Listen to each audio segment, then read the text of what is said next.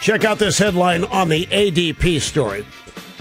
Private sector adds just 119,000 jobs in April, ADP. The CNBC headline is ADP private sector employment up 119,000 in April. No, it's not up 119,000 jobs were added, but it's down. It's not up. You talk about Orwellian. CNN. Honestly, CNN, some economists blame the warm winter for the sudden slowdown in job growth in the spring. They're blaming nice weather for the lack of hiring. If it had been snowy and blizzardy, they'd blame that. They're blaming the weather. Whatever the weather is, CNN is blaming the weather for lack of hiring. But according to Bloomberg News, companies add the fewest number of U.S. workers in 7 months. So Bloomberg News gets it right. Then from the Wall Street Journal, more from the ADP report. March data were revised downward to show an advance of 201,000 from 209. So it isn't even just the regime who revised downward after the fact. It's ADP. Bottom line is there isn't any good news on the job front, and there isn't any good news on the economic front. And I think Obama going off to Afghanistan, celebrating 1 year later the anniversary. By the way, you know, I'm being pestered by a bunch of leftists warning me not to talk about Obama and Afghanistan because they think that I defended Bush landing on the aircraft carrier under the banner Mission Accomplished. Two things about that. That Mission Accomplished banner was, I think, requested by the sailors on that boat. The second thing is Bush didn't do that a year after the fact. And the mission was accomplished, getting rid of Saddam Hussein. The mission to get rid of Saddam was accomplished. That was one part of it. But I don't even want, it's silly.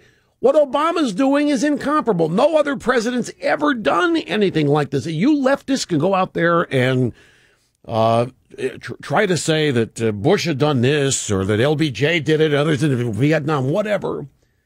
You can try as hard as you want, but we have never had as narcissistic, as self-absorbed a human being in the Oval Office as we have now.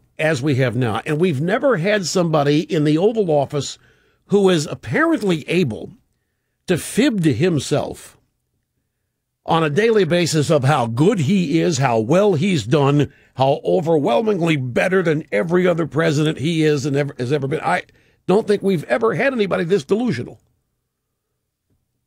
either in Afghanistan or sitting in the Oval Office. I don't want to make too big a deal of this, but I think it's important, this business that Washington insiders think that part of Obama's campaign, his re-election effort, is to put the country back on the right fiscal track, fiscal responsibility. How can anybody think that? Stuart Rothenberg that's in terms of people in Washington, D.C., he's in the top 5, top 10 of political commentators, political scientists, pollsters, whatever he does, he's in the top 5. He's got one of the most recognizable and credible names and reputations, and yet even he misses it. You know, I'm saying, why does he think? It's almost like it's just an automatic thing. He thinks that any president would be striving to reduce the deficit, bring the national debt a little lower, get our deficit spending under control. He would do it if he were president. So therefore, every president would. See, they assign these templates, these images, these narratives. Obama's a Democrat. Of course he wants to get the deficit. No, he doesn't want to get the deficit under control. There's no evidence to suggest that he wants to get the deficit under control. That's the thing. You live in Realville. You look at reality. There's no evidence that Obama cares about fiscal responsibility. In fact, the evidence is the opposite. And it's just assumed that presidents would want to get their fiscal house in order. But it's not true here. And it's easy to see. So why deny it?